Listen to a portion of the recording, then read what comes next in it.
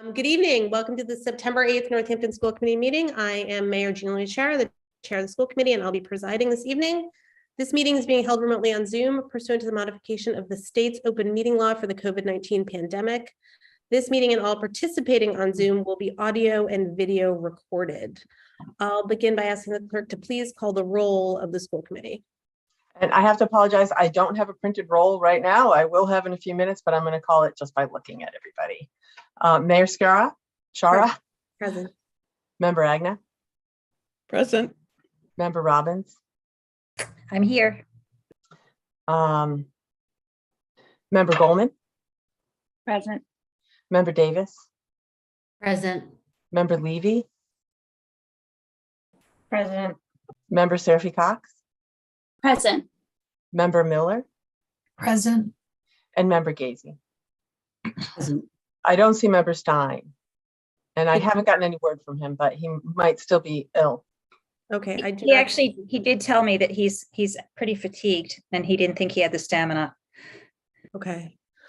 Annie, is the live transcript activated? I can't see it, but that doesn't mean it's not. I just wanted It is. Okay. Margaret, can you see it? Yes. Okay, good. It Great. is. Okay. Good. We will start with public comment. If you wish to make a comment, please use the raise hand feature in the bottom menu bar under reactions. If you're calling in by phone, you can raise your hand by hitting *9. Before you begin, please state your name, the city or town for the public record, and I will set a 3-minute timer to ensure everyone has an equal opportunity to speak. So I am looking, I do not see any hands raised. Let me just give it a second.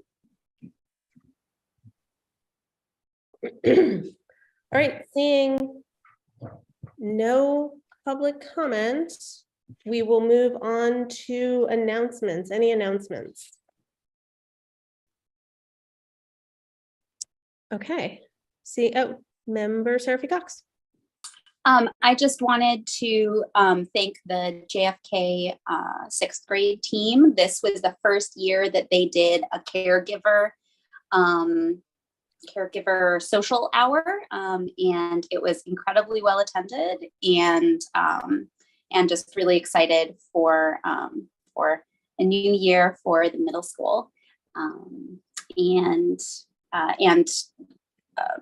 Ketty Lowry, I'm sure that I'm saying her name wrong because she told me that everybody says her name wrong, who's the new vice principal there, was not presiding over it, but just, had a couple of really nice words. So that was a great activity for a Wednesday morning. Great, thank you. Member Agna. Hi, I have a couple of announcements. One is for the public to know that some members of the school committee will be marching in the Doozy Doo parade this Saturday. No, not this Saturday, sorry. Oh, wait a minute, not this Saturday. I'm sorry. The 17th. I correct myself. So we will have a banner, and some of us anyway, will be marching along with 25 other teams. And it's a real fundraiser and highlight the efforts of the Northampton Neighbors, which has been a wonderful organization for support in this community. And the other thing I wanted to acknowledge is what a great start to the school year this year. And I just want to say thank you, Dr. Pearson Campbell, for making such a smooth beginning to a school year that we all anticipated might be a little rocky, since we started out with many vacancies, and you've been here for 8 weeks now. Is that how long? So I just want to salute you and say thank you for keeping us all and steady, with a steady hand and a good leadership. So thank you, Dr. Pearson Campbell. Okay, thank you, Member Agna. Member Robbins. And I'm going to follow up on that and thank the teachers, the staff, and the students for what I have heard a lot of really positive feedback on the start to the school year at Northampton High School, and a very a sound and sensible and cheerful and very light atmosphere. And I know how hard faculty have worked to make that happen. And from what I can hear from caretakers and kids, it's working. So thank you very much for everything you've put in to make that happen. Thank you. I'll just quickly share. I know that the Doozy Doo is not this Saturday because this Saturday is the Taste of Northampton, which is back after a long hiatus. So I just encourage everyone to come down to Main Street. We'll be closing off a section of Main Street and from 12 to 7 and come celebrate the restaurants of Northampton. Member Seraphy Cox. I just wanted to point out that we have a few more members of the public who have joined just since we were doing the announcement. So I don't know if we want to offer public comment or not, again or not, but just that observation. I can certainly ask. We started a little bit late, so I didn't wait quite as long, but if there's anyone here who wanted to speak at public comment, go ahead and raise your hand. Now I'm going to put your hand down, Member Seraphy Cox, and then if there's anyone from the public who wants to speak, go ahead and raise your hand now. I do not see any hands. Hit *9 in front of phone, but I don't see any phones. Okay, I don't think so, but that was a very generous offer, Member Seraphy Cox. Okay, next up, we have recommended actions, our consent agenda. There is one item on here, an acceptance of a donation of $1,600 from the JFK PTO for tables and chairs for the Teachers Lounge. I've been hearing a lot about the work that was done on the Teachers Lounge to spiff it up, and we're very grateful. And this is for new furniture. That is the only item on here. So if you want discussion, we don't have to remove it, but if there's none, then there's no discussion. So roll call, please. Annie. I don't see any discussion, or any requests to discuss. Member Robbins. Yes. Member Gazy. Yes. Member Seraphy Cox. Yes. Member Stein is not with us. Member Levy. Yes. Member Miller. Yes. Member Goldman. Yes. Member Agna. Yes. Member Davis. Member I didn't hear Yes. you. Yes. And Mayor Shara. Yes. Okay, moving on to reports or recommendations, and we have quite a few, so let's try and go through them as quickly as we can. First up with rules and policy, Member Gazy. Bless you. Oh, Member Gazy, you're muted.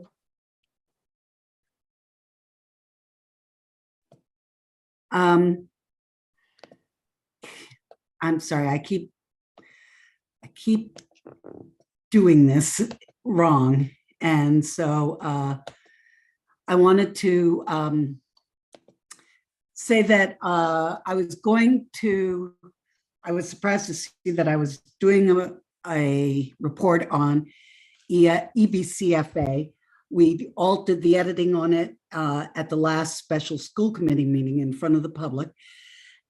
Emily was going to, Member Seraphy Cox was going to put in the edits we made, and it looks like she did that when I read the EBCFA version that is in the folder. We haven't had any rules and policies meetings since the edits.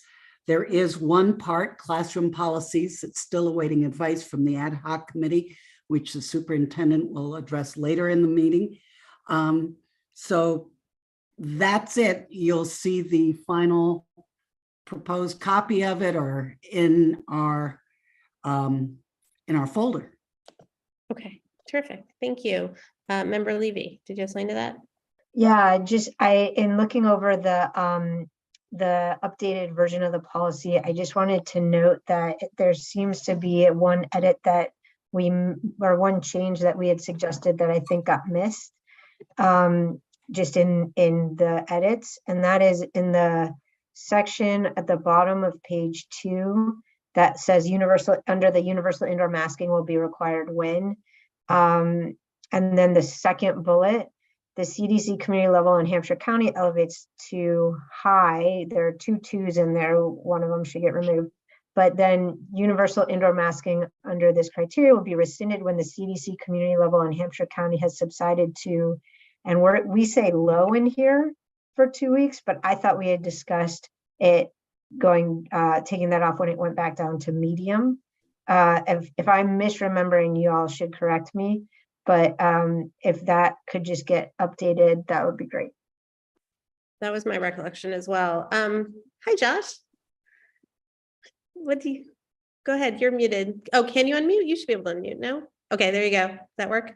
I don't know if the committee wants to have feedback in regards to the question around the accommodation forms. But I did receive feedback from our special education council, and I'm happy to provide an update to the whole committee, or I'm happy to provide an update to the rules and policy subcommittee at their next meeting. However, I knew that was a follow-up point, and so I just wanted to make sure that I offered that feedback in Okay, whatever format you think would be best. thank you. Member Goldman, were you raising your hand to answer when that would be best? I saw you go like this. Yeah, I just would really welcome you to present that right now to this full committee. I think that if you could keep it concise, because these meetings go on, but it would be really preferred from my position for you to provide it now. Thank you so much for raising your hand and speaking up. Josh, before you do, could I just go to the other hands and then you could go ahead and do that? Is that okay? Okay, thank you. Member Robbins. I do see that this is on the agenda, and I see a later discussion about this policy on the agenda as well. And I'm actually going to encourage us to think about not working on this, because the ad hoc advisory COVID committee has not yet had an opportunity to do what we asked them to do. And I'm wondering if it'd be a much better use of our time right now or perhaps later in the discussion where it's on the agenda, to really focus on what it is specifically we would like this committee of experts that we appointed to advise us on these issues to address, so that they have an agenda that really can weigh in on the questions that we have and the focus areas, and use their time well as experts that we've invited in to advise us, rather than our continuing to kind of decide what we think would be okay. And I'm really confused about why we would have this ad hoc committee if we're in fact the ones doing the problem solving. Okay, thank you. Member Goldman, do you have an additional comment? Or no? No, okay. Member Seraphy Cox. Yeah, I do just have a comment. I'm sorry. Oh. Go ahead. Oh, sorry. Okay, go ahead. Yeah, sorry. My additional comment is that I do think it's appropriate for Josh to be talking about this now, because it relates more to addressing the the masking policy with the full committee. I think what he wants to discuss is more general information about the policy for the public and for the full committee. I agree with you, Member Robbins, that there should be clarity about what the ad hoc is specifically addressing, and I don't think this is it. And so I think it makes sense for Josh to address this and to tell us, or Director Dickinson, but I also think it makes sense to have the conversation about the advisory subcommittee when we get to that section. Okay, thank you. Member Seraphy Cox. Just that I need editing privileges on the Google Doc version of the policy in order to make the changes that Member Levy had pointed out. So I'm wondering if my assumption is that it's owned by Annie. Clerk Thompson.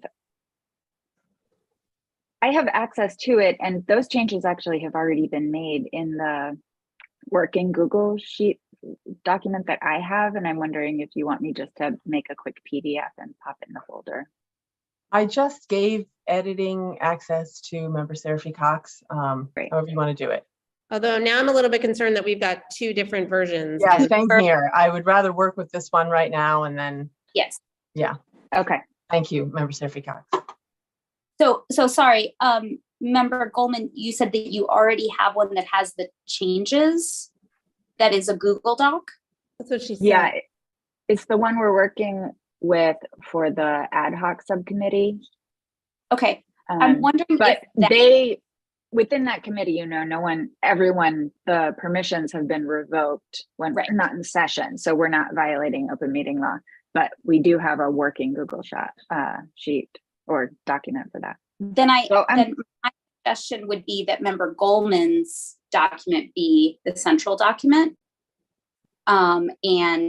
And so the Google Doc that's in the folder should be taken off, and Member Goldman can put a PDF of the revised version. However you want to do it, I'm happy to cancel out this doc in the folder and. Yeah, I think that would be better since Member Goldman has the more updated one and is working with the ad hoc subcommittee on those other changes.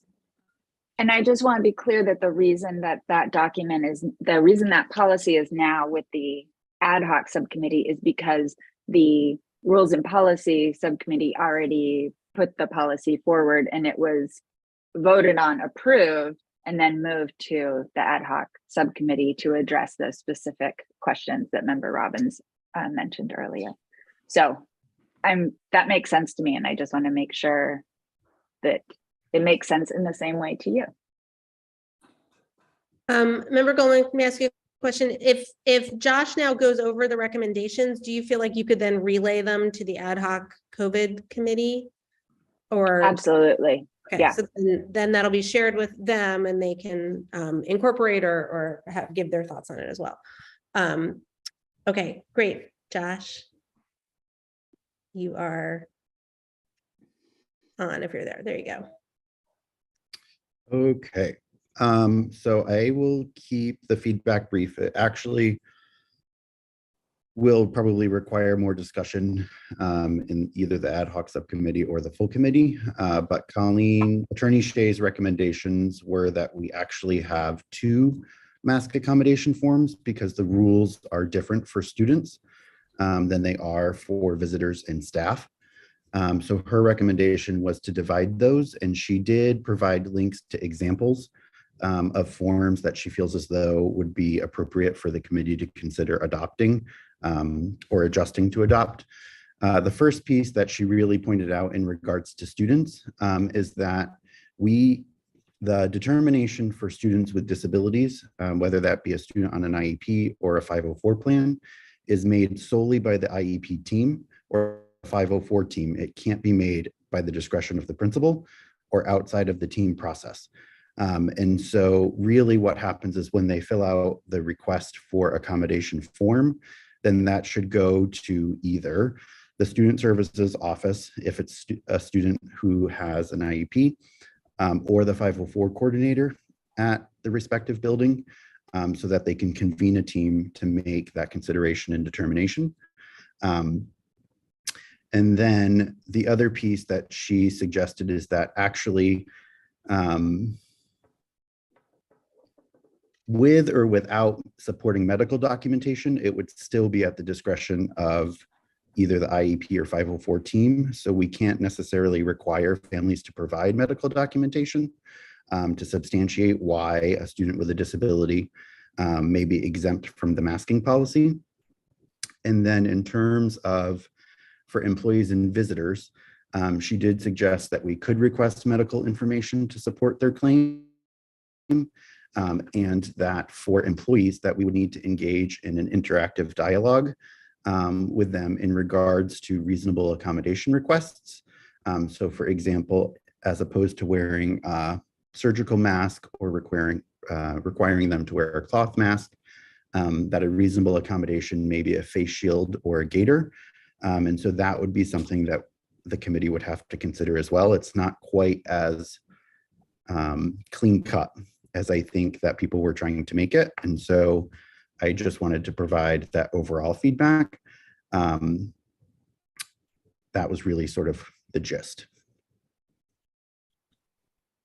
Okay, thank you. And those examples, could you pass those on to Member Goldman and to Dr. Pearson Campbell, and then they'll make sure that they get to the ad hoc committee? Great, thank you.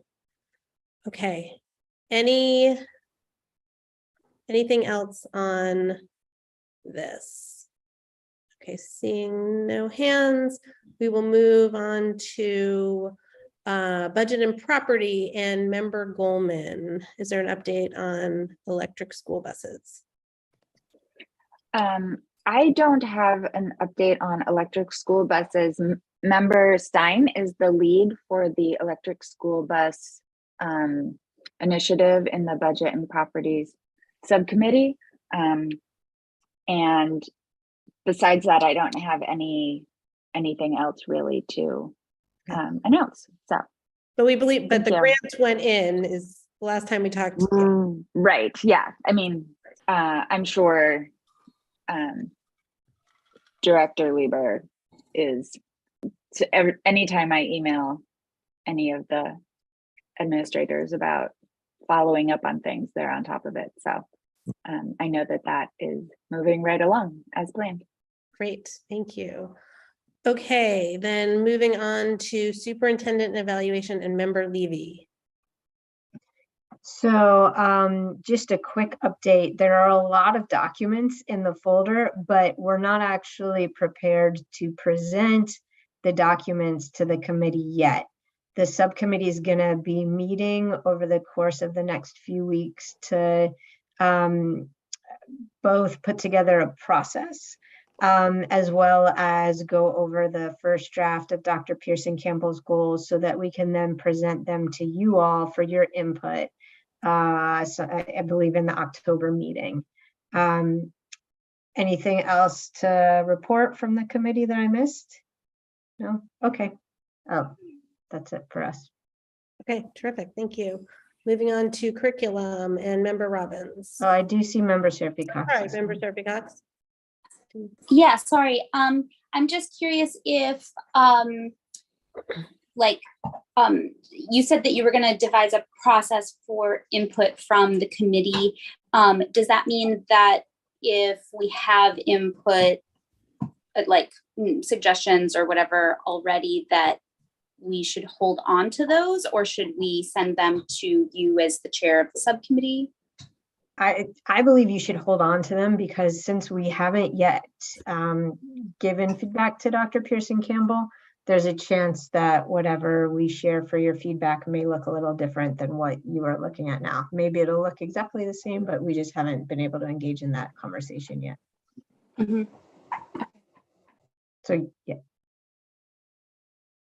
Okay, there's nothing further on that. Then I will now move on to Member Robbins and curriculum.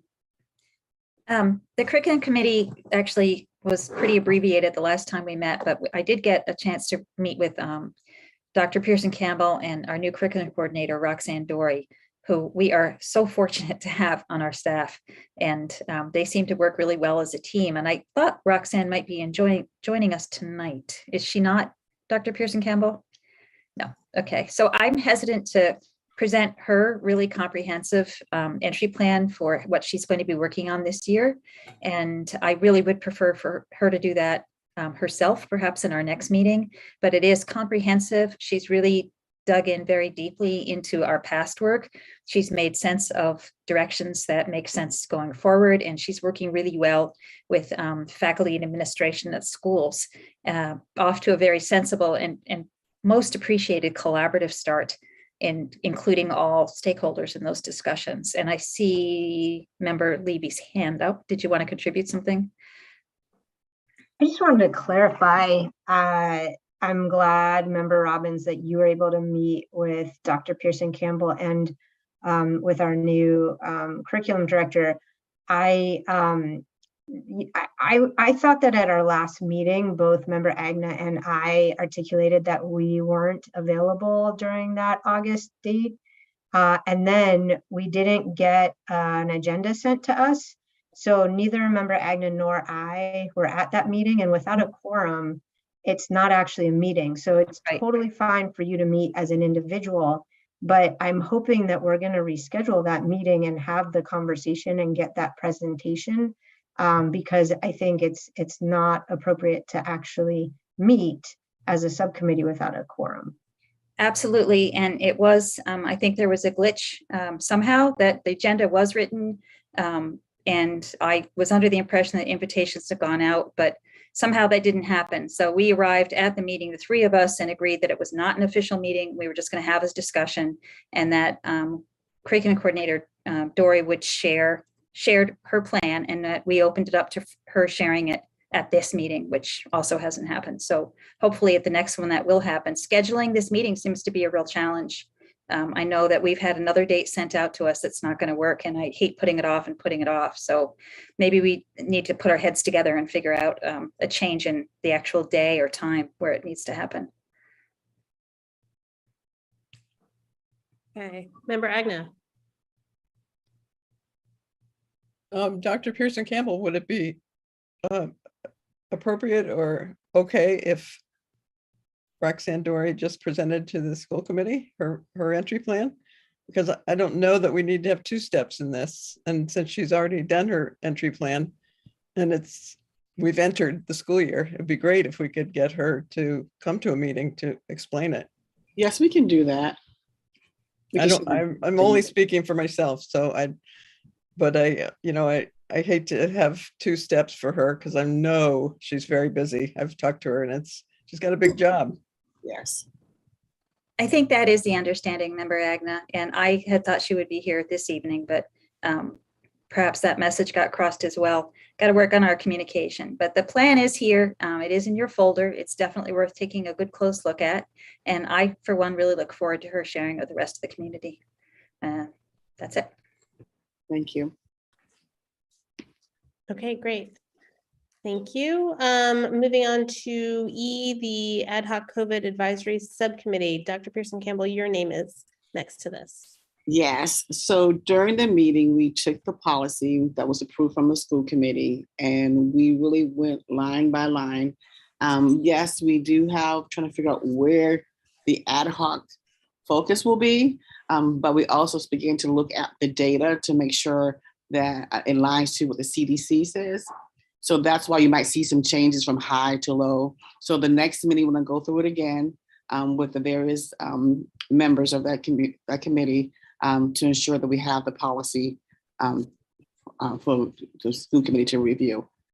So I know right now we're just trying to figure out what's the next steps, but that's going to be what's going to happen at our next meeting. Thank you, Member Levy. Can I just make a request that any changes that get made to the policy by the ad hoc committee be done in suggestion mode so that we can see, or track changes so that we can see what's being changed? And can you also make a note that it is because of CDC alignment? Okay, I'm taking notes.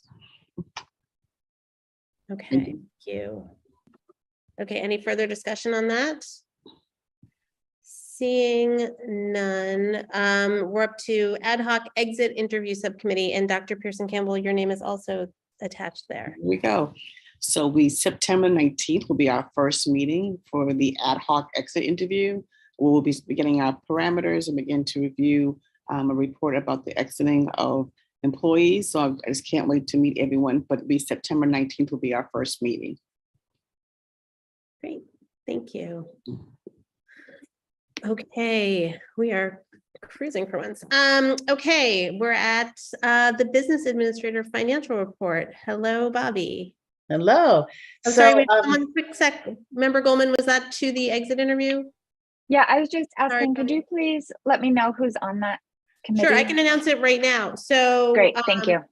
So Glenda Stoddard, who is the HR director for the city, or her designee, so someone from HR will be attending the meetings. Karen Albano, who's now the principal of Ryan Road School, Vincent Napoli, the associate principal at JFK, Lena Patel, who's a 5th grade teacher at Ryan Road. And so one of the requests was that we ask NACE for representation. And so Lena Patel is the person who's come forward who would like to participate. Bill Deal, who is the retired director of the Collaborative for Educational Services, has agreed to help, which is wonderful. And the 2 school committee members are Vice Chair Agna and Member Robbins. Thank you. You're welcome. Thank you for reminding me to share that. Okay, we were at, Bobby, I'm sorry to have cut you off. Go right ahead. Okay, that's okay. So the report and the financial report are in the packets. I was told it's not typical that I would actually speak about it, that you just review it, and if you had any questions, you would ask me. I would say that this report is including some encumbrances from the previous fiscal year because they have not rolled the system yet. So next month's report will be a cleaner report and won't include some of those encumbrances. And then the school choice vote will come up later. If there's anything else you would like me to present at future meetings, I'm happy to hear any suggestions. Additionally, the personnel report is in there. I have not had a real lengthy time as of yet to look at all of these things in detail, as I'm still only there in a really part-time basis until October. So that's what I have. Thank you. Are there any questions for Ms. Jones? Okay. Seeing none. Get back to my agenda. Thank you. So that was both the financial and the personnel report, yes? Yeah. Okay, great. Thank you so much, Bobby. Moving on to the superintendent's report. Okay. Dr. Pearson Campbell, here you go. Here we go. So in your packet is a memo from me. On August 29th, we welcome back our educators. I call it honoring the past and moving forward. During that time, they heard my core values and celebrated our staff, which I identified each member of the community. So Mayor stood up, then our school committee stand up, and then all our NACE members and our educators and our administrators, because I wanted to welcome them back and say thank you for coming and showing up. In addition, talking about my core values of students coming first, relationships matter, the importance of caregivers, and the importance of collaboration and collective responsibility. As we move forward, we welcome 56 educators to our district. Curriculum Director Roxanne Doree provided PD for them. In addition, throughout the district, August 29th and August 30th, we had a PD for early childhood, elementary, and secondary for them.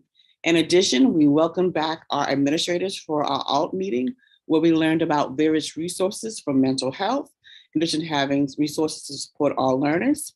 And last, we welcomed and celebrated our teachers and students on September 1st.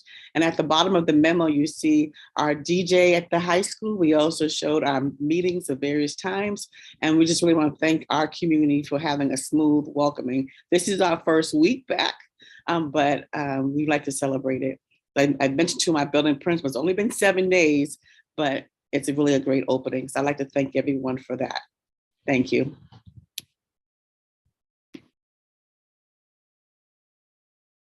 Sorry, I said fabulous. Thank you. But I was muted. Any questions or comments for Dr. Pearson Campbell? Okay. Seeing none, we can thank you. Oh, Member Seraphy Cox. I just wanted to say that I heard there was some Aretha Franklin that was played at the convocation, and that was a very popular choice. Oh, yes. It's called Accentuate the Positive. So we were hand clapping and had a good time when we were walking at the end of the meeting. So that's there. It was definitely a good time. Thank you.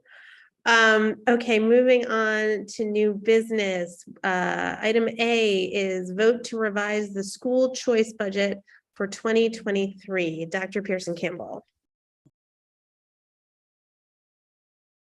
I'd like to propose a vote for that, for a new business.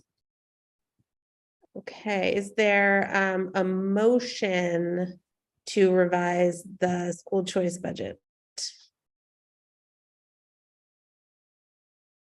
Member Seraphy Cox. I'm just curious if is there going to be a presentation about why we're revising it or how we're revising it after the motion, or I'm just wondering about process. Sorry, go ahead.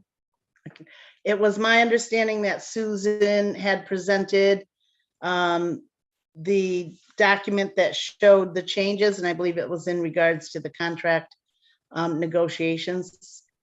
But I can certainly, if it's not included, I can get that document out to everyone.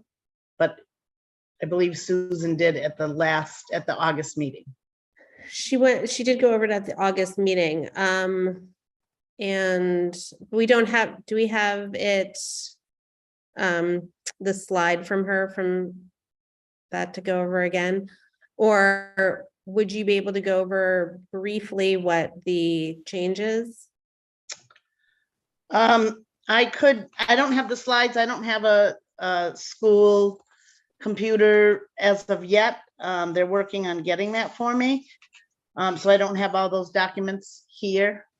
I could just say, it looks like there was, I wouldn't be able to do that. Let's see. There was a $87,370 in an increase from what was actually budgeted as to what the contract negotiated settled amounts came in at. So there was ESPs in all the schools, and then special ed teachers, and there was 30,000, which was a grant shortfall, and the nurse and care coordinator, and then actually it was zero in special ed tuitions that was on the sheet, but they didn't have to add anything. Oh, I'm sorry, they did. They decreased it by 251. And I didn't interrupt use to any. say that I just shared the document with everybody. Okay. Thank you, Annie. Check inbox. By email, or it's in the folder? I did it via email, and I'm in the process of putting it in the folder. Okay, thank you. Okay, so there it is. There we go. Yep.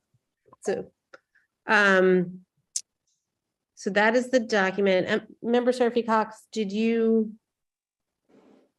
Yeah. So I'm, if I'm going to make a motion, I want to understand what motion I'm making.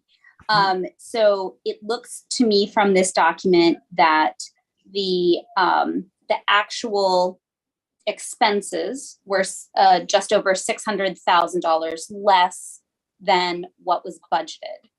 So are we being asked to change the FY22 budget to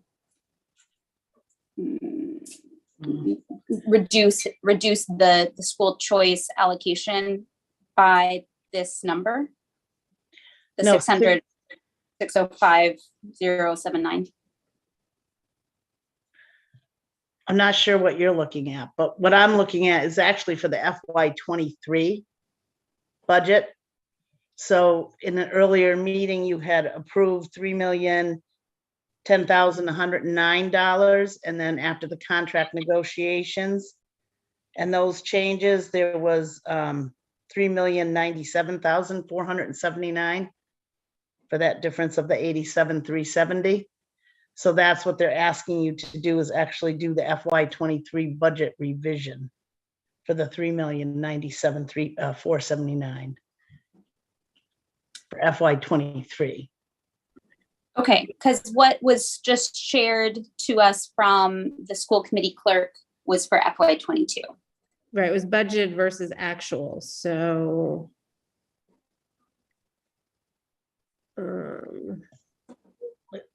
So my agenda says revised school choice budget for 2023. Was there something for 2022 that maybe I'll have to check in with Susan about that? Because it was my understanding that the vote was for FY 2023 and that it was.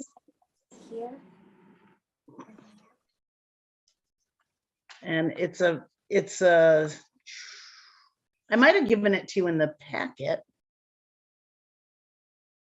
I think I did. That's not in the packet where it says school choice budget FY23.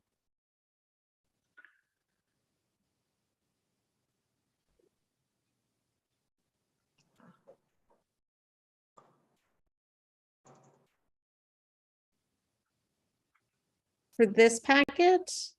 Yeah, I thought that was included in what I gave for information, but Would it be under, oh, It could be under business documents. I just lost my screen, so. I just look, I don't see it under business. I don't see it either. okay. I have it in there. That's 2022 that I just put it in there. Okay. I apologize, Bobby, if I didn't get it right.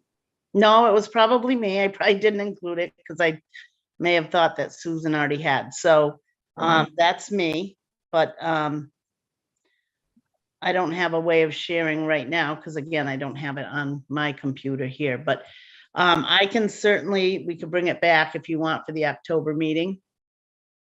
And I can have that document that's available. Is that going to give you enough time, or is that fit with when this has to be done? Is that okay? Yeah, it'll be all right. Okay. Member Robbins. I wonder if this should go back to budget and property before we talk about it in the larger meeting.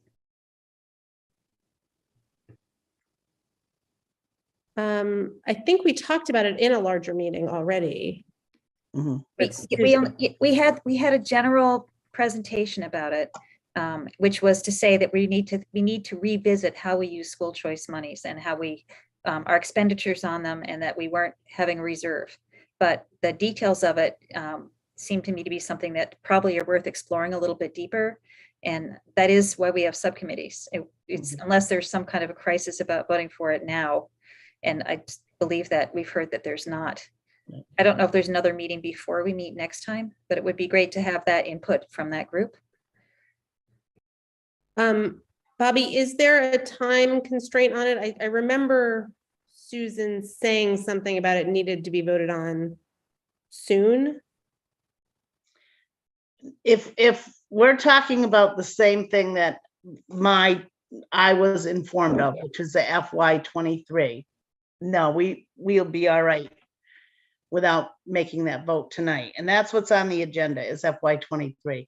I'd have to research what anybody is talking about for the FY22 because I was not alerted to that, but I can look at the closing documents and check in with Susan. And even in that case, we could make the adjustment because that's a revolving fund. The school choice is a revolving fund.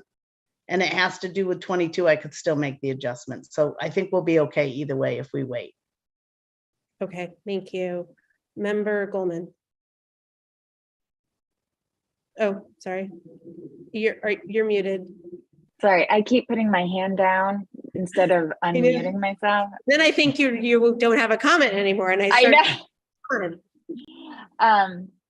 The next budget and property meeting is on October 18th, but the next full committee meeting is October 13th, and the budget meeting is on the 18th. So we wouldn't be able to vote as a group until the November meeting if it goes to the budget committee first.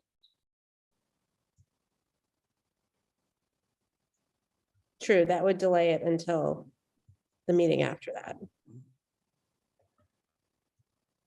Member Seraphy Cox, is your hand up again? Yeah, or new? Yeah, I just wanted to say that I just looked in the packet from the August meeting when we received that presentation from Susan Wright, and I didn't see a copy of her presentation in there.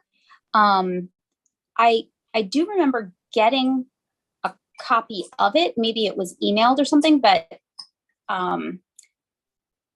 so that's just to say that, like, I certainly don't have enough information to have a vote tonight, personally.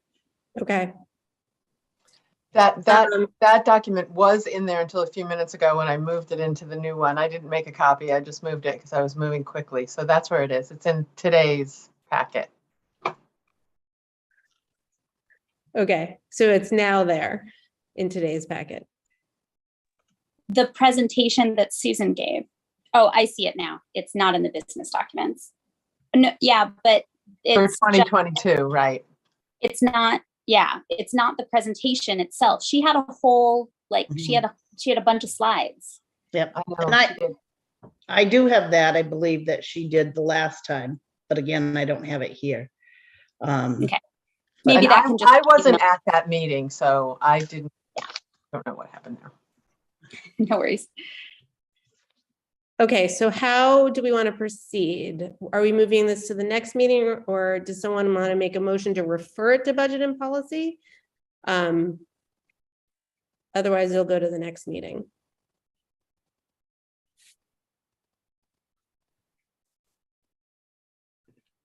Okay. Member Robbins.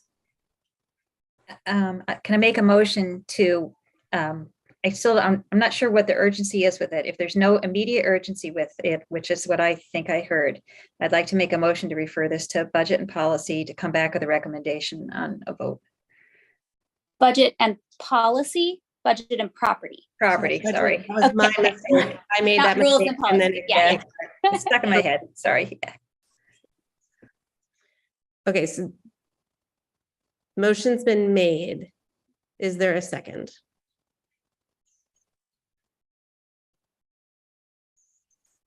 Okay. Hearing no second, it will go to the next school committee meeting, which is on October 13th. Okay. Moving on to vote to continue remote meeting extension. So Dr. Pearson Campbell, your name's here. I have some information. If you want to speak first, by all means, otherwise I can share what I have. You can share. Okay. So as I promised quite a few weeks ago, I was going to check in on the status of the various first of all, the JFK community room, but then the other rooms that we have. So just to update everyone, the legislature has continued the accommodations for the pandemic as they are right now through March 31st, 2023. So, so one can stay fully remote or can go back in person or any sort of combination in between. And there's no change to open meeting law as of right now. So the update on the room, so the community room is being modified to be able to be used in a hybrid way. So some people in person, some people remotely. But it is not ready yet. It will hopefully be ready sometime in October, mid-October, sometime in October. There are 2 other rooms in the city that are already set up for this, and there are many meetings that have moved back into full in-person or some that are doing hybrid. So there's the city council chambers, which is ready, and a few planning board, other committees are using it in a hybrid fashion. And there's also the hearing room, which is here in City Hall. The issue with the chambers is that the planning board meets exactly at the same time as the school committee. So that's the second Thursday of the month. The hearing room, the conservation committee often meets at this time, but they are still remote and will not be going back to in-person until the end of October or the beginning of November. So that space would be a possibility for a school committee meeting in October if the community room is not yet up and running by our next full school committee meeting. So that's all the information that I have. So we should decide how we want to proceed, and hopefully the community room will be fully available to us to go back in whatever fashion we'd like sometime pretty soon. Dr. Pearson Campbell, do you have anything you want to add? I think it would be great once we decide which direction to go into. And so that's one of the things we can hopefully have either hybrid or full in person or from that. Okay. So is there a motion for how to proceed? Again, we really can only make a decision until March 31st, until sort of the state sort of makes their next decision. And then that will have to impact what we can do potentially. Member Davis. Thanks. I would like to make a motion to meet in a hybrid fashion in whichever room is available for the October meeting. I can't remember the name of the one that you said that I think you said the conservation. So the hearing room in City Hall is available for our next meeting. That one, they're still meeting remotely, and so we could go in there, and then theoretically, the community room would be available after that, starting in November. Correct. Thanks. So the motion's been, can I just, we also should decide if there are any parameters we want to put on how that hybrid configuration would be. But so that motion's been made, and Member Levy? So are you seconding, or? I wanted to put on some parameters before I can second. Okay. If that's okay. Okay. I also support hybrid, but I want to make sure that and I think we discussed this in the last conversation we had when we talked about moving to hybrid, that the technology would be set up so that folks who are joining via Zoom or whatever platform we are using can see and hear individual voices very well and very clearly. So I just want to clarify that the hearing room, when you say it's ready, it is set up with that kind of technology, and that's what we're waiting on for JFK. Yes. So the goal for these spaces are that people can participate in all ways. So whether you're in the room, you can hear whoever is remote, or if you're remote, you can hear and see everyone who's in the room. Great. And I know it's been working well for planning board and some of the other meetings that have been hybrid. I've heard really good reports that it's worked well and that people really could access all the information. Okay, thank you. So I second the motion. Okay. Discussion.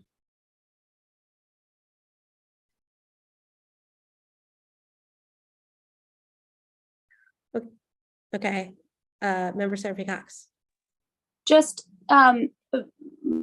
to be clear, I feel like last time you said this, and I want to make sure that it's still true, is that any member of the committee can still participate either in person or remotely during the meeting.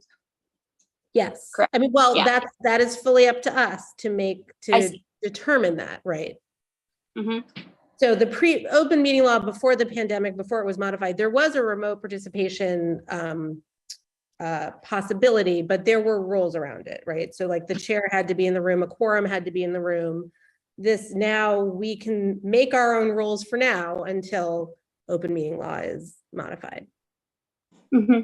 And are there the committees that have done hybrid, or sorry, you said that city council is fully in person, not hybrid, correct? No, city council is still fully remote.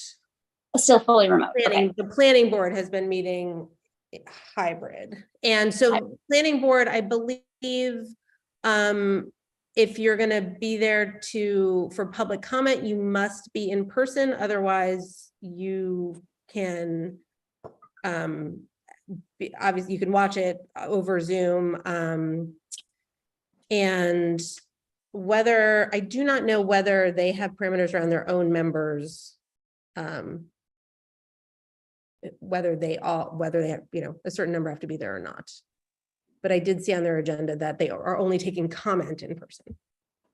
I would certainly not want that to be a part of our hybrid meeting. If that's the way that we're going to go, I would want members of the public who are participating remotely to be able to comment as well.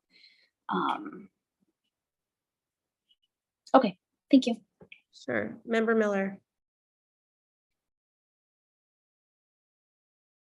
Naturally, I would want just to know whether if we're in person, whether members of the school committee are mic'd. So I don't believe the hearing room has mics. I think for- usually Northampton Open Media does mic everybody, but I don't know if that would work in the hearing room or how that works. Does someone want to move to Dave? Are you listening? Do you know the answer to these questions? The So hearing room someone is to move- mic'd. Yeah. Well, does someone want to move to recognize Dave Newland from Northampton Open Media, please? So move. No, second. Roll call, please, Annie.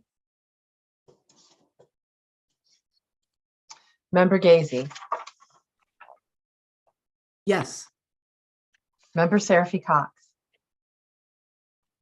We're voting just to recognize a member of the public. Is that what's happening? So Dave Newland works for Northampton Open Media, and Uh-huh. he knows the answers to the questions about whether they could mic people, or he may know the answer about the hearing room as well, because he works with Antonio Pagan. I just don't remember having ever voted on needing to recognize somebody before. I thought the chair just had that discretion. So that was just my Oh. confusion. I'm sorry, that's If that's the- how you run it at city council, that's fine. I'll vote yes. those are council rules. If that's not in the school committee rules, then Dave, I hereby recognize you. Let me unmute you. Sorry, everybody. Dave Hello. Newland, everybody. Hey, Dave. Hi. So we have never set up microphones in the city council hearing room. I'm not familiar with the setup that Antonio, Mr. Pagan has in there right now, but I believe it's one of the displays with integrated microphones and speakers and camera. And so it's like an all-in-one unit where meetings in that room, any video angles are going to come from the same perspective. It's not going to cut from angle to angle to cover who's speaking specifically. And the microphone is either in the display or centrally located in the room. So it's picking up from all directions. So you said, can I interrupt you you said the city council hearing room. Do you mean the chambers, or you mean the hearing room in City Hall? I mean the hearing room in City Hall. Okay. In city council chambers, there are wireless microphones, which are, they're on the table, so they're not microphones that get clipped onto the participants. But there's a microphone for every seat in council chambers. And so that room where we've historically done city council meetings is set up for, individual mics, and also has has 4 cameras, so we can get kind of better shots of whoever's speaking from the public, or whoever's speaking on the committees or councils. And that's kind of been the setup in JFK Community Room as well in the past, where we've always gone and had staff there to set up microphones for each member of the committee, which usually works out to being better sound quality for people watching at home. Okay, so it sounds like the hearing room doesn't have individual mics, but Not to my knowledge. yeah. And that's not something that could be set up easily for like a singular meeting. It would require an install similar to what is going into the JFK Community Room. So there would need to be microphones, audio mixers, a way to integrate that audio feed into however that video is going out. So there's a series of different things that have to happen to upgrade that room. Okay, thank you. Anyone else have a question for Mr. Newland before we let him go? Thank you for being on call and heeding my call. Thanks, Dave. And obviously I would always defer to Antonio regarding that room, because he's been in the trenches with that one. Okay, thanks. I've texted him. He hasn't responded yet. Okay, Okay, thanks, Dave. No Member Goldman. Before I make a comment, can you tell me where we're at with this issue? What motion is? So to go back as in a hybrid fashion without sort of, we haven't sort of put any other parameters around it. But the clarification we just got to Member Miller's question is that the room available to us in October would not have individual mics. Right. And I, along with Member Levy and Member Miller, would like us to have adequate tech in the room. So I would make a motion or make a friendly amendment to extend the remote meeting format as it's been for the October meeting, and continue this discussion tonight about moving to hybrid for the November meeting to take place in the JFK community room. And one of the parameters of that would be that public comment is also received in a hybrid fashion, so either in person or remotely. And then sort of looking for a feel of friendly amendments, I think I'll say that we require a quorum of people in the room as long as the community level is low or medium.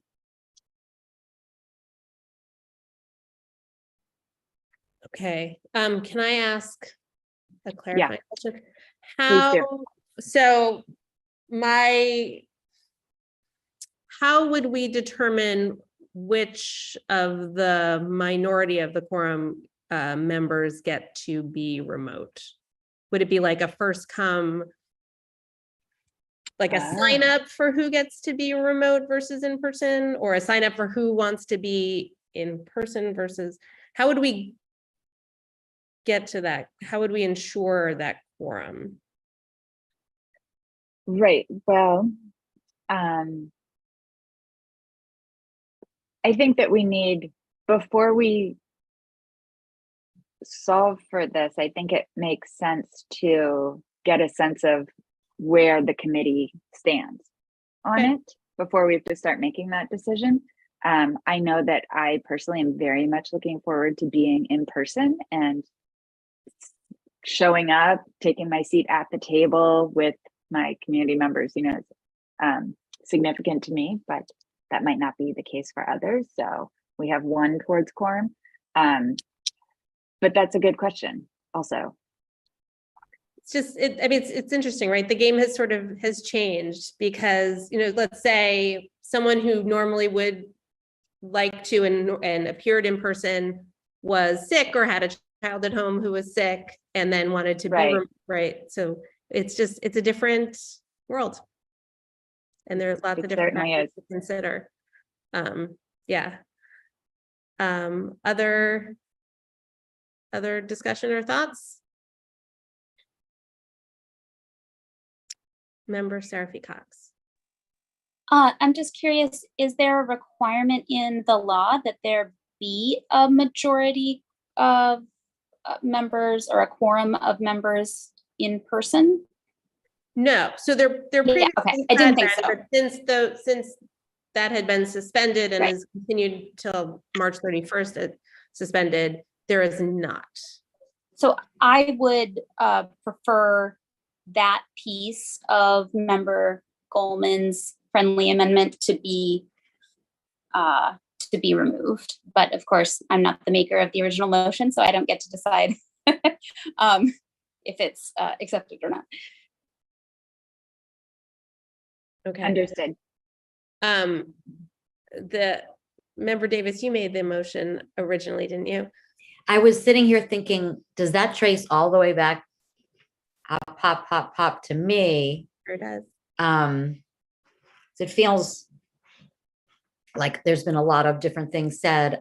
I think it's a fascinating, just the big picture thing to think about how different it is to think about. Like at first I was like, there should be a quorum, if we're going back, at least hybrid, somebody should be sitting there. Somebody shouldn't be seated alone or just two people. But on the other hand, what I'm thinking right now is that technology, I hadn't even like absorbed that obvious thought, should be adequate and excellent, and we should wait till the November. And then as many people as are willing and want to, please come. I know I'll be there with you, Member Goldman. Looking forward to it if I'm feeling well and all that.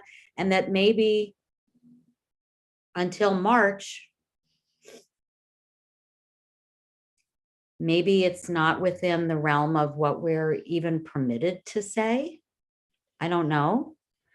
To say you have to or not. That, do you know what I mean? To be in person. That as long, am I making sense? That perhaps it can be the member's choice and not sign up ahead of time. Does that make sense? So many little pieces have been added to this. That So to exist. it sounds like you're kind of reverting back to your original motion, which Yeah. is to go back in a hybrid fashion, although I think we've now modified it to when it's possible to be back in the hearing room, and that's Yes, fully in the functioning. JFK community room. Oh, And sorry, that's right. the community room. That's not why the I hearing said room. November. Yeah. Yes, so that when we can go back to the community room, which is the original home of the school committee, and that room functions in the way that we need it to, but without any parameters around, other than that there be public remote participation, no other parameters around participation by members, in person or hybrid. It's in person or remote choice. Did I get that right? Yes. Okay. Member Agna. I second that motion. That's Okay. exactly what I was hoping to, and I'm thanks Member Seraphy Cox for clarifying the requirement, if there was one, that there be a quorum in person. I don't think that I think that defeats the purpose. So I really do support the motion as stated now. And if it needs a second, I'm seconding it. Okay, motion's been made and seconded. Member Gazy. I also agree that if we're going back in a hybrid person and it's only until March, that we shouldn't have quorum limits on whether you're in person or not, because that sort of defeats the whole purpose of being able to do it remotely. So I too support that revised amendment or revised motion. Thank you. Okay.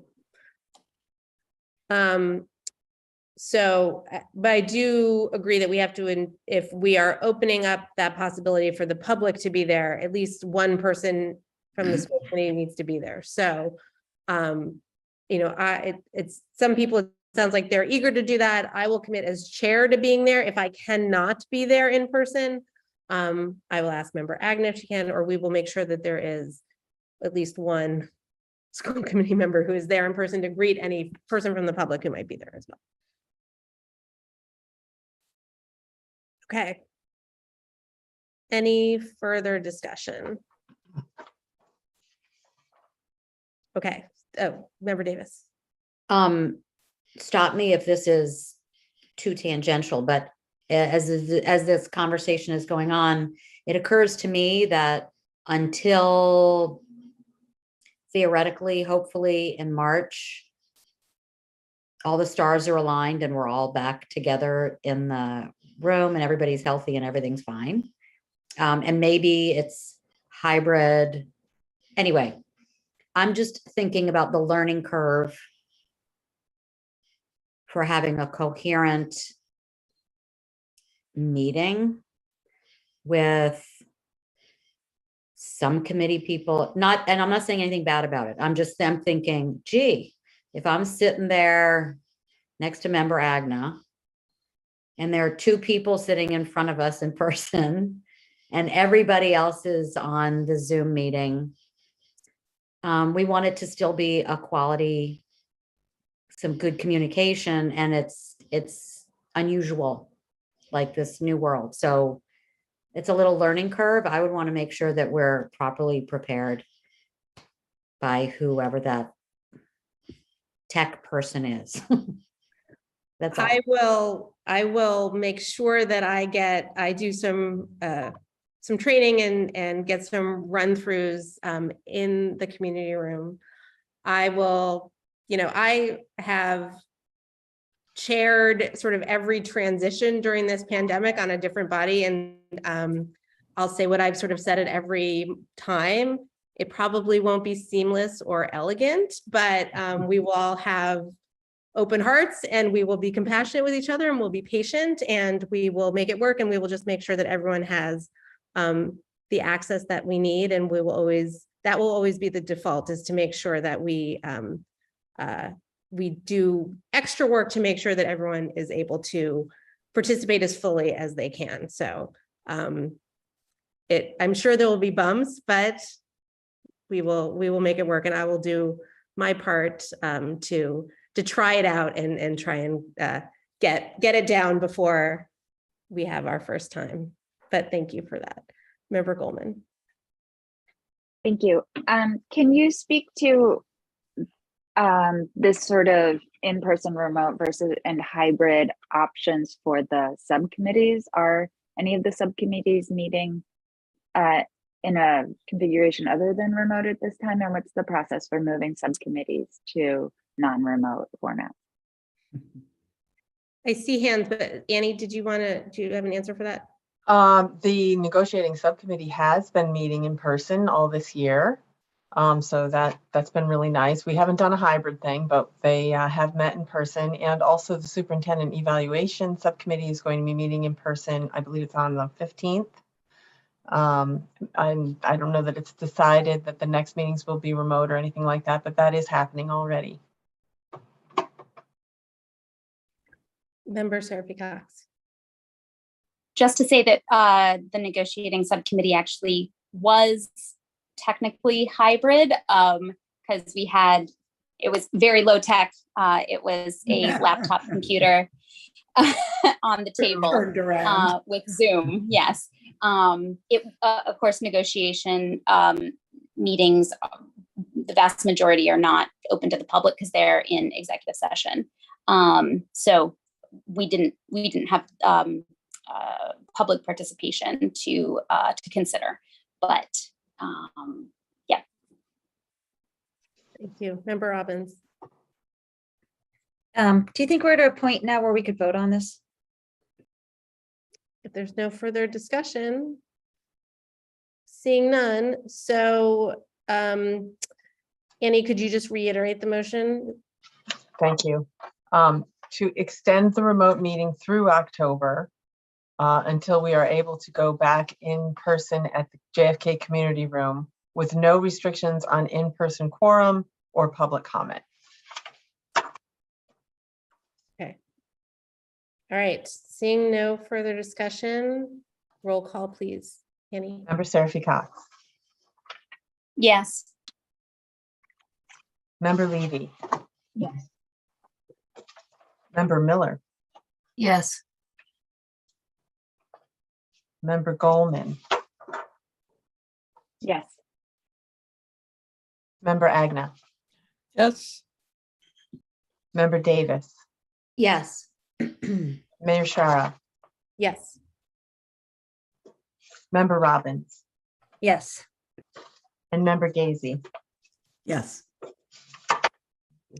Okay, terrific. I will look forward to seeing at least some of your faces in person in November. Next is C, update on the school committee retreat with Member Agna. So we have a date. We will go with September 27th. I appreciate all the discussion around that date being the second day of Rosh Hashanah, but I think we're set to go with that. And Tracy Novak and Liz LaFond are our conveners, our facilitators. They have had input from me in terms of making sure that norms are part of our work, and also the rules of procedure, two things that we kind of tabled or accepted, thinking that we would be having a retreat to discuss those more in person or virtually anyway. We are planning to have the virtual option because at that point we won't have the hybrid option. Excuse me. I also know that since Dr. Pearson Campbell has come on board, she's at least had an open invitation to check in with our facilitators to make sure that she is apprised of what kinds of things might happen at a retreat. And I, being new on the committee, I also don't know exactly what kind of retreat this will be. And as the principal, I went to several school committee retreats, but they didn't seem to have the same flavor as this one. The one that we often had with school committee had big dinners at the Smith College Faculty Center and some sort of activities together, but not a lot of stuff and not a lot of content, I think. So I'm looking forward to this because I think it's hopefully going to clarify our roles and our work together and give us a chance to have it more of a conversation than we've been able to have since we began. So that's my update right now. Thank you. Thank you. Thanks for all the work you put in. Member Levy.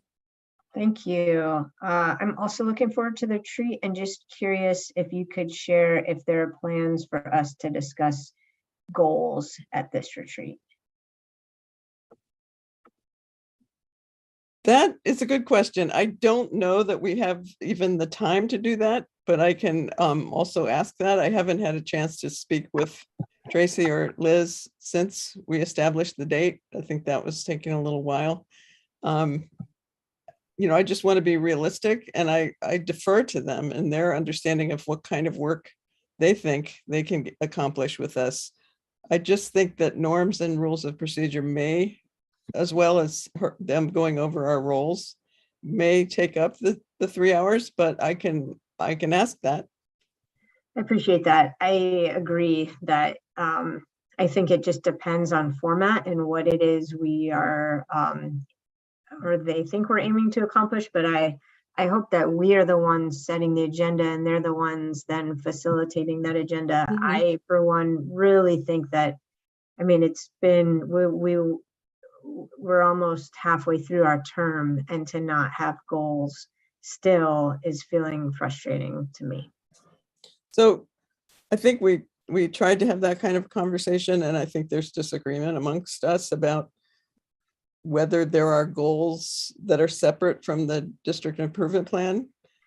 Yeah, so the district improvement plan is how we are improving the district, and certainly our goals would be in line with that, but goals for us should be driving the agendas that we're setting, the budget that we come up with.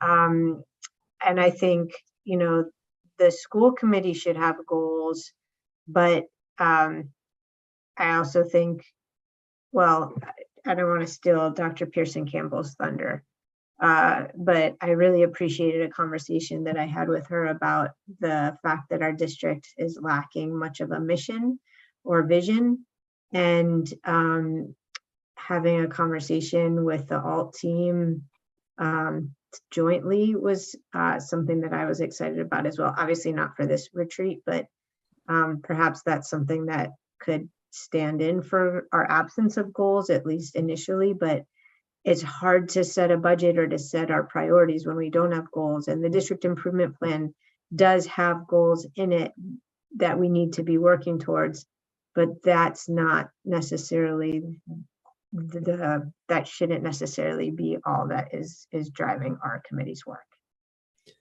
So I'm glad that you said Dr. Pearson Campbell, because I was going to ask her what her thoughts on that would be as well. So is this a good time for you to speak to that, Dr. Pearson Campbell?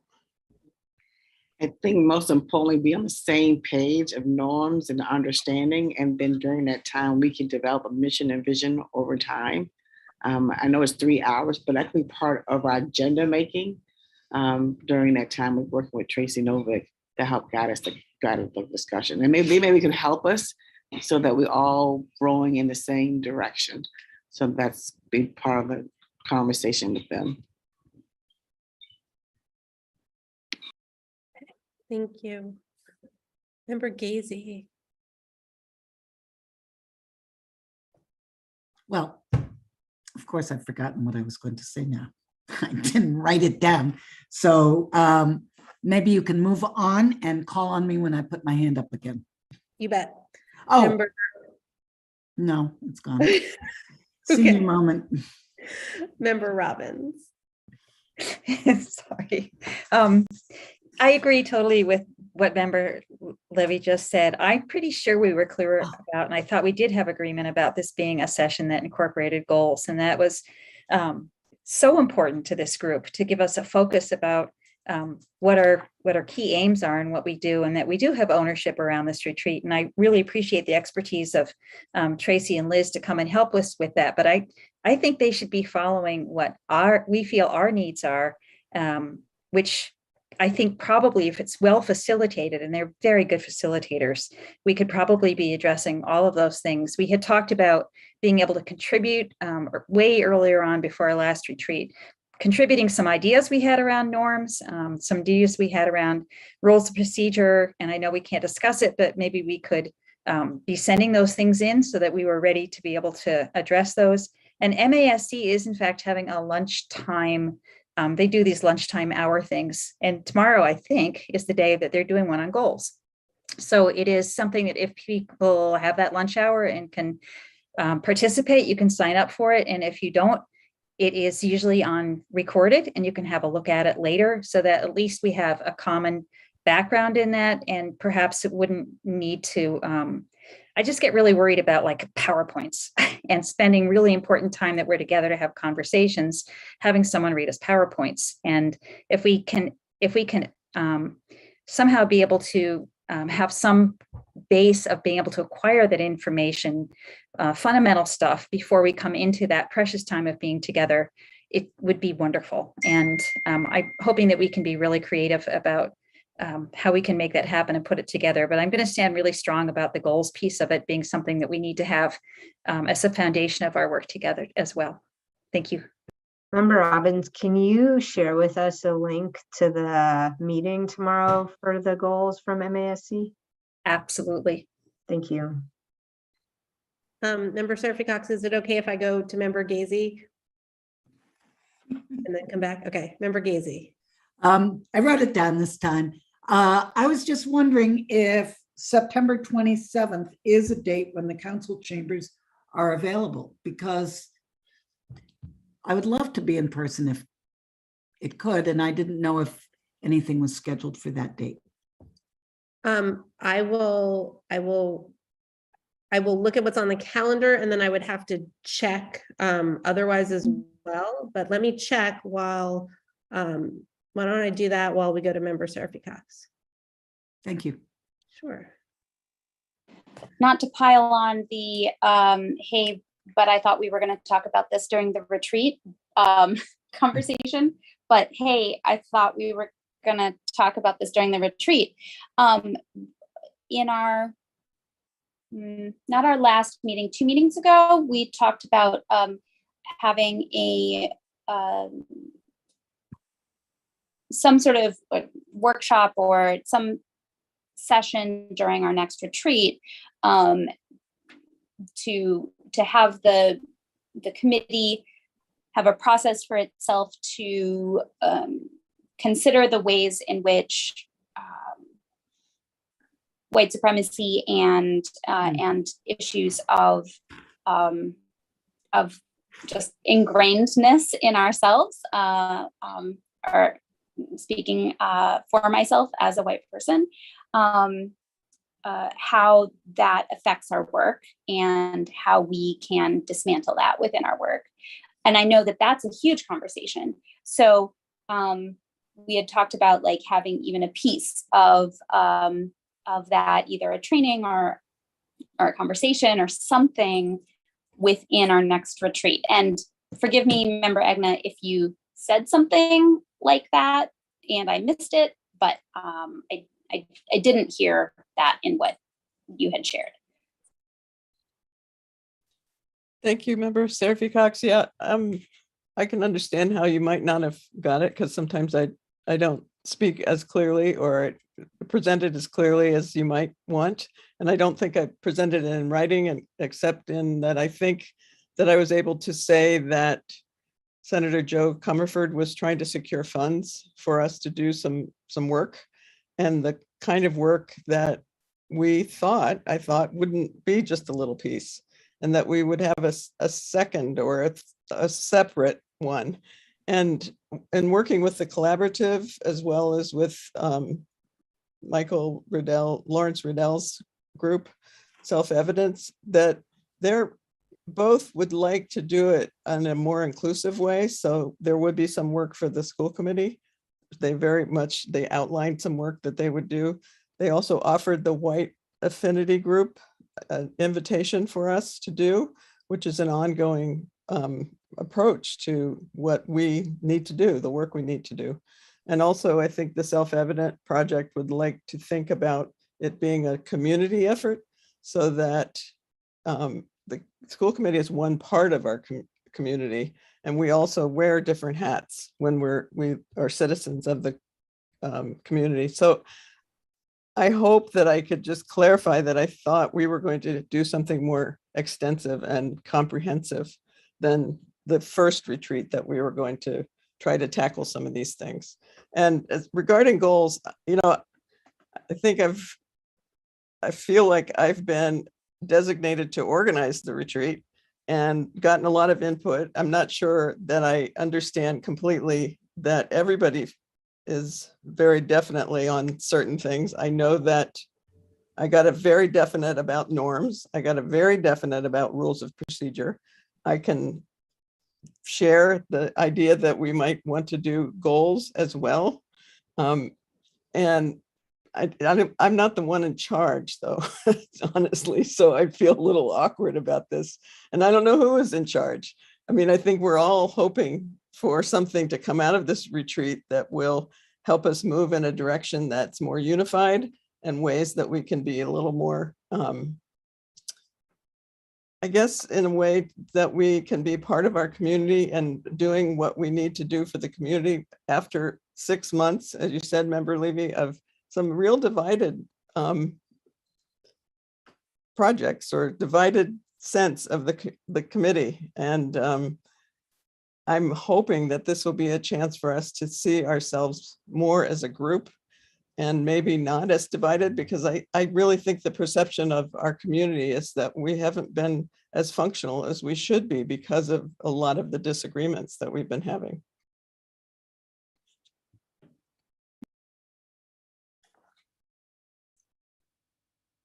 Sorry, Member Gazy, I have an answer to your question. So I do not see anything on the calendar for the 27th. I can confirm that that's true tomorrow, but if the council chambers are available, would we like to utilize them? And then I could go ahead and book them. Or Annie, are you able to book meeting space? I am through School Dude, and I'll check that out tomorrow. And School Dude, did you say? Yeah, that's the name of the program, but it does include, at least it did before COVID, it included the City Hall campus too, so. Okay, if it doesn't, then let me know and we'll book it from here, Okay. if that's desired. I will just say that Liz LaFawn called me earlier in the week and said, I really want to know if this is going to be remote or in person, because we want to know what format we should do our presentation in. And then I checked in with Member Agna and she said remote. So at this point, they are thinking that it's remote. So we should decide really quickly so that they don't start making plans. Okay.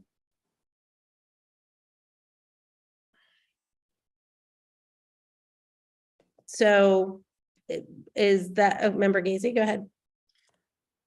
So is there discussion about doing it in person, or is that a good day? I could make a motion that that we do that in a hybrid format in the city council in case anybody wasn't able to come, but hopefully most of us could be there.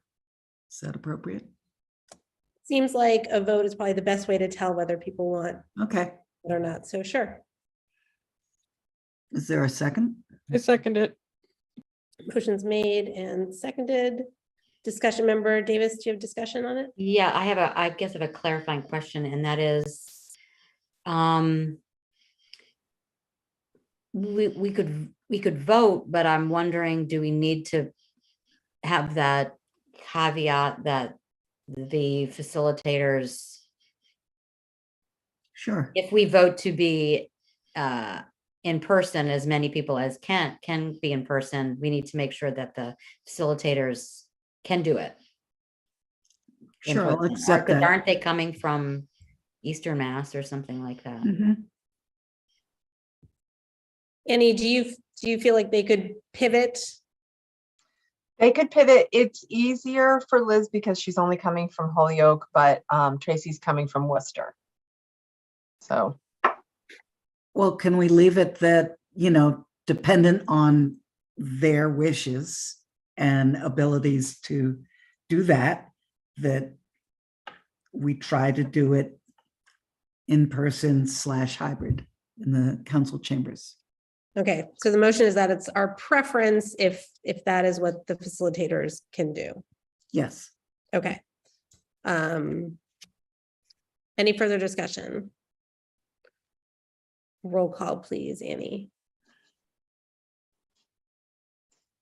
Member Levy, Yes. Member Miller, Yes. Member Goldman, Yes. Member Agna, Yes. Member Davis, Yes. Mayor Shara, Yes. Member Robbins. I had already made it clear that I will be unable to attend in person, so hybrid works for me. So I hope it's functional. Member Gazy, Yes. Member Seraphy Cox, Yes. and Member Stein is not here. Okay. All right, we will, so Annie and I will try and figure that out, and we'll send an email to the committee letting you know sort of the final of what that's going to look like. Great, thank you, everybody. Thank you, Member Agna. Member Agna. And I will get in touch with the facilitators about the idea of also including goal setting. And since I know I saw the notice of the tomorrow lunchtime meeting, that I assume that they have the same information about trying to facilitate goal setting with the school committee. So I'll ask for them to add that to the list of things we'll do in the 3 hours. Thank you. Thank you. Okay, moving on. Future business and meeting dates. So Superintendent Evaluation, sorry, Member Levy. Sorry, were we gonna do now, or sorry, I have too many tabs open. Okay. Discussion topics? I don't see anything on the agenda. Oh, but don't usually ask for any discussion topics. Oh, okay. Is that sort of like new business, or these Yeah, are to be discussed at a future meeting? yeah. Okay, sure. Are there any topics for a future meeting? So not to be deliberated on now, but to be introduced for a new next, yep. I just want to make sure as the school year gets underway, there were two areas that we had talked about wanting to ensure that we have ad hoc committees to discuss. One, not necessarily, sorry, ad hoc might not be the right term, not necessarily of school committee members, but school committee plus community members. One was on discussion of the elementary school day length. That was something that came through in our negotiations that we said we would form a committee to investigate and discuss.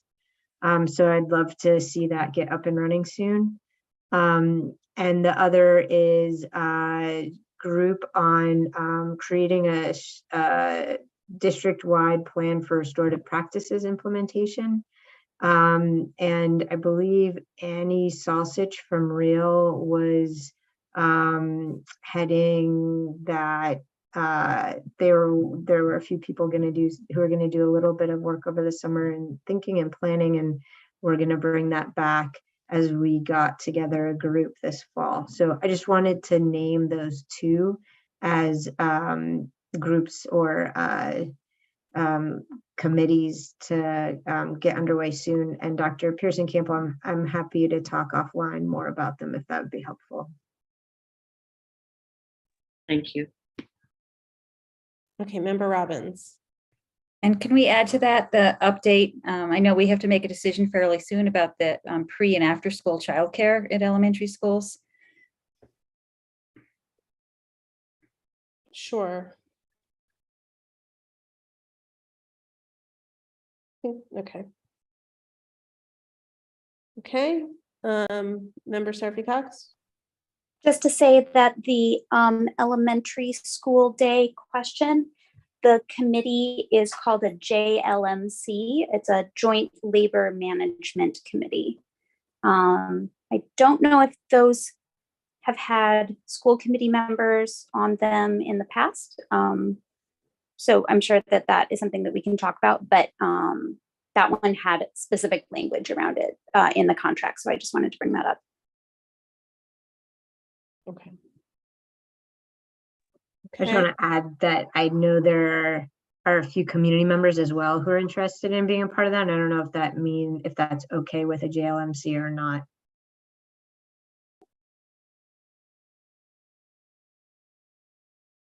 Member Seraphy Cox, do you know the answer to that? Not specifically, but I can check. Okay, thank you. Okay, any other discussion? Right, seeing none. Future meetings. Superintendent Evaluation Thursday, September 15th, 6:30 p.m. That's in person in the superintendent's office. Rules and Policy Subcommittee Wednesday, September 21st at 4 p.m. School Committee Retreat, which we've talked about, that's the 27th. It's a Tuesday at 6:30 p.m. And we will be finding out whether that's going to be in council chambers or fully remote. Superintendent Evaluation, Thursday, September 29th, 6:30.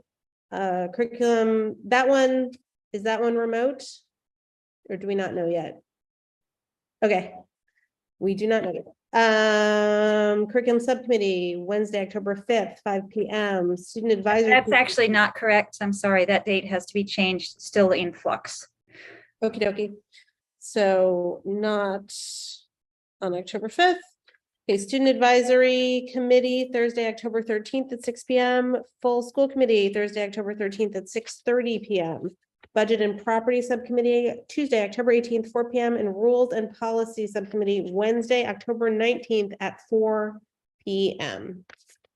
Okay, that is the extent of our agenda, and we now have an executive session. We will not be coming back into open session. We will be adjourning from executive session. So when we go to executive session, we'll be saying good night to anyone else who's been joining us. Is there a motion? Request to enter executive session under Massachusetts General Law, Open Meeting, Chapter 30A, Section 21A2, to conduct strategy sessions in preparation for negotiations with non-union personnel, or to conduct collective bargaining sessions or contract negotiations with non-union personnel.